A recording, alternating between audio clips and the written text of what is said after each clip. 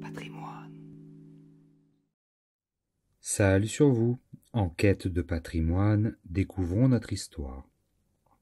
La vie des saints. 19 septembre, nous fêtons Saint-Janvier. Né à Naples, selon l'opinion la plus probable, Janvier était vers la fin du IIIe siècle évêque de Bénévent. Sa charité pour les pauvres le faisait admirer même par les idolâtres qui prenaient volontiers ses conseils. Il en convertit plusieurs.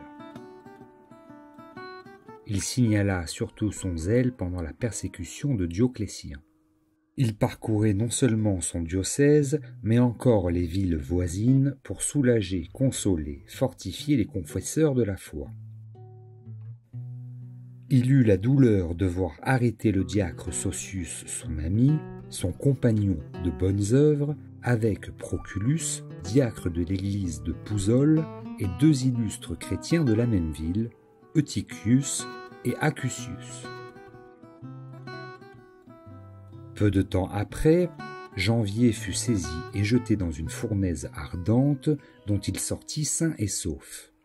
On lui leva alors, supplice inouï, les nerfs de toutes les parties du corps et on le renvoya en prison dans cet horrible état. Festus, diacre, et Didier, lecteur de l'église de Bénévent, à la nouvelle que leur évêque est dans les chaînes, accourent vers lui. Ils sont arrêtés et jetés dans la même prison.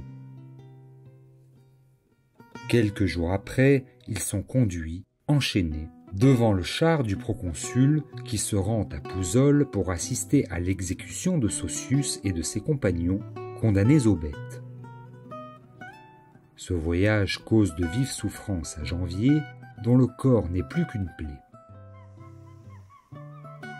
À l'arrivée, il est, avec ses compagnons, enfermé dans la prison des martyrs.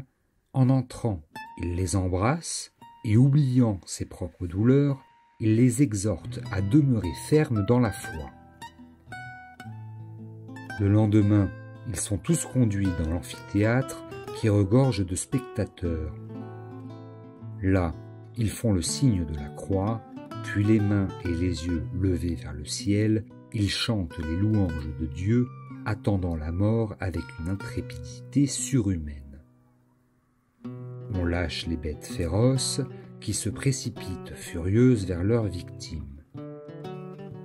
Mais tout à coup, elles s'arrêtent devant les martyrs, se couchent comme des agneaux à leurs pieds et leur font des caresses, ce qui produit sur le public une grande émotion et convertit beaucoup de païens.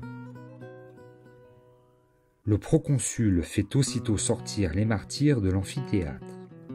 On les emmène sur la place publique où ils sont décapités le 19 septembre 305. Les Napolitains reconnaissent Saint Janvier pour leur patron et l'invoquent contre les éruptions du Vésuve. On conserve, dans une ampoule, de son sang desséché qui se liquéfie et entre en ébullition le jour de la fête du Saint-Martyr et dans quelques autres circonstances, lorsqu'on le rapproche de sa tête ou de ses ossements. Ce miracle se voit encore de nos jours.